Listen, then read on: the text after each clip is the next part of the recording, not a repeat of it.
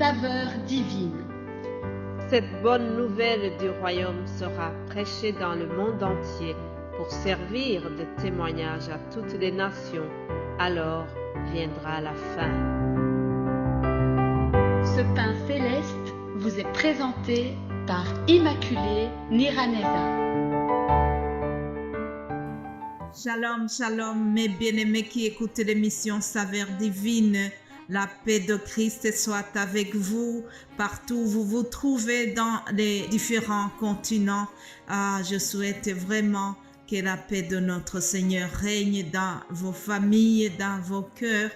Et je vous propose de commencer cette émission par une prière.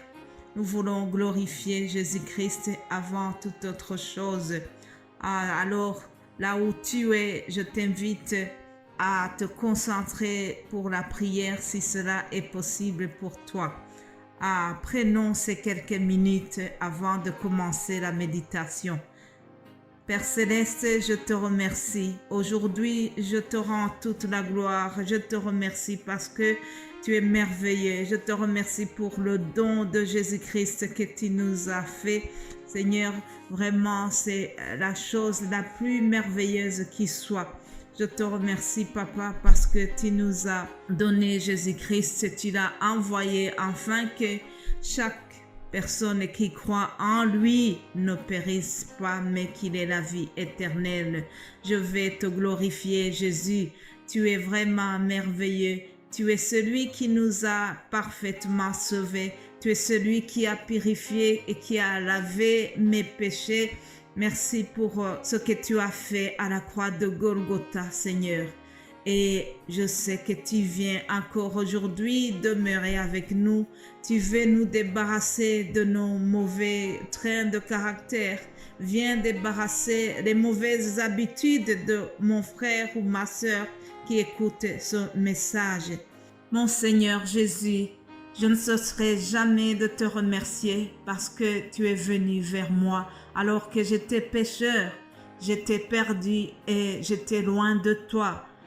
J'étais dans les ténèbres du péché et tu m'as considéré avec amour. Tu ne m'as pas jugé, mais tu es venu me sauver. Alléluia.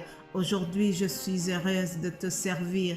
Je te sers en étant dans la reconnaissance parce que chaque jour, tu me libères. Chaque jour, tu me délivres. Chaque jour, tu me rends plus que victorieuse. Alléluia. Tu as fait de moi une plus que vainqueur. Je répète, Seigneur, vraiment, tu es merveilleux. Et je suis sûre que ce que tu as fait pour moi, tu vas le faire aussi pour les autres. Tu fais lever ta lumière et ta gloire sur nous, Seigneur. Nous te remercions ce matin. Mon Dieu, mon roi, je prie que ton Esprit Saint continue l'œuvre de purification. Sonde-nous, Seigneur. Sonde-moi et montre-moi si je suis sur une mauvaise voie. Connais mon cœur et montre-moi le chemin qui mène à l'éternité. Je ne veux pas être de ceux qui pêchent. Je prie pour ma sœur et mon frère qui écoutent ce message, que tu puisses venir sonder son cœur et lui montrer ce qui n'est pas ta gloire, Seigneur. Au nom de Jésus-Christ, je prie que ton esprit qui va au-delà de mes faibles mots entend le cri de mon cœur et empêche le péché de s'installer dans nos vies, afin que nous puissions pleinement hériter la bénédiction que tu nous donnes. Père Céleste, je prie que ta gloire se manifeste dans l'émission Saveur Divine, que nous puissions porter les fruits dignes de la repentance.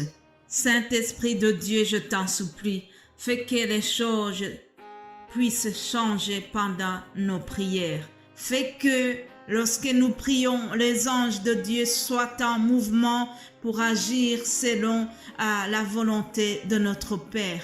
Saint-Esprit de Dieu, accepte que pendant nos prières, nos déclarations correspondent à la volonté du Père. Saint-Esprit de Dieu, je te demande que Dieu utilise ces faibles mots que je viens de prononcer pour faire du bien, pour amener ce qui était dans son cœur et changer, transformer le cœur, amener la volonté de Dieu sur la terre. Sois loué, sois adoré, Papa. Nous voulons demeurer sous l'abri du Très-Haut. Nous voulons nous reposer à l'ombre du Tout-Puissant, aujourd'hui et pour toutes nos vies. Amen, amen. Chers amis, après cette prière, je continue rapidement le thème de la semaine. Vous savez que nous sommes en train de voir comment Jésus a les paroles de la vie éternelle. Aujourd'hui, il y a une parole de Jésus qui va nous servir de titre. Cette parole, c'est « Te voilà guéri, ne pêche plus ». Aujourd'hui, Jésus te dit « Te voilà guéri, ne pêche plus ». La référence de base, c'est Évangile de Jean, chapitre 5. Évangile de Jean, chapitre 5. Si vous êtes des habitués de la Bible, c'est la guérison à la piscine de Bethesda. Je lis au nom de Jésus-Christ. Après cela, il eut une fête juive et Jésus monta à Jérusalem. Or, à Jérusalem, près de la porte de Brebis, il y a une piscine qui s'appelle en hébreu Bethesda et qui a 5 portiques.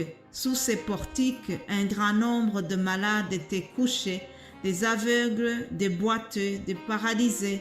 Ils attendaient le mouvement de l'eau car un ange descendait de temps en temps dans la piscine et agitait l'eau. Et le premier qui descendait dans l'eau, après qu'elle avait été agitée, était guéri, quelle que soit sa maladie. Jusqu'ici la lecture, chers amis. Vous pouvez continuer la lecture de ce récit de guérison dans le chapitre 5 de l'évangile de Jean. Ça vaut la peine de terminer la lecture, mais comme j'ai juste quelques minutes, je ne peux pas terminer. Je vous invite vraiment à le lire et à le terminer chez vous.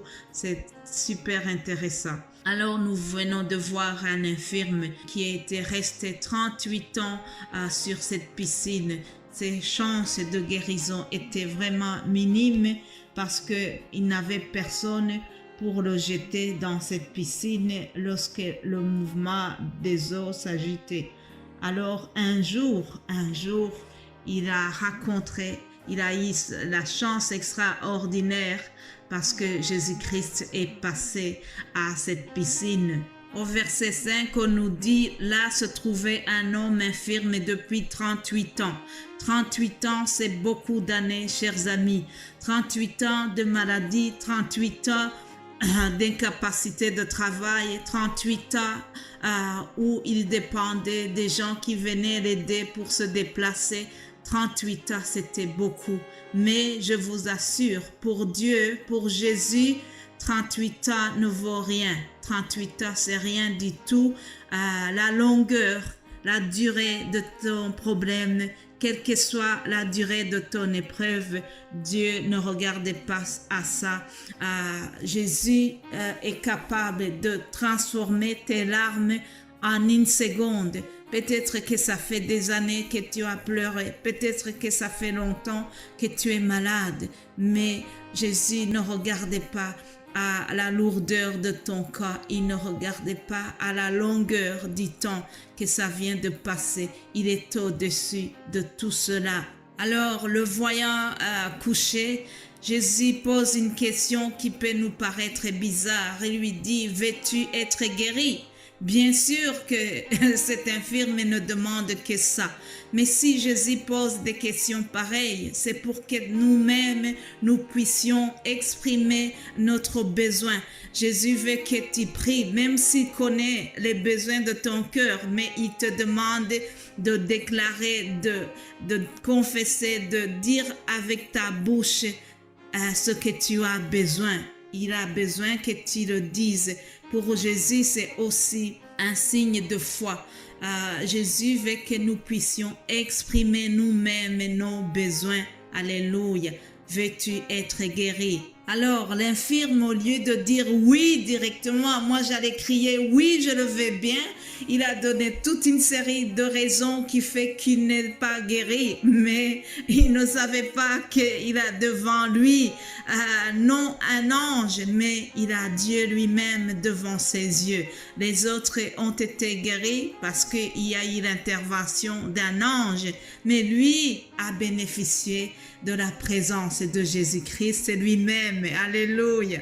Au verset 14, la partie B, nous voyons Jésus qui lui parle, la guérison a eu lieu et puis il a rencontré à nouveau cet homme dans d'autres circonstances et il lui a dit, te voilà guéri, ne pêche plus, de peur qu'il t'arrive quelque chose de pire.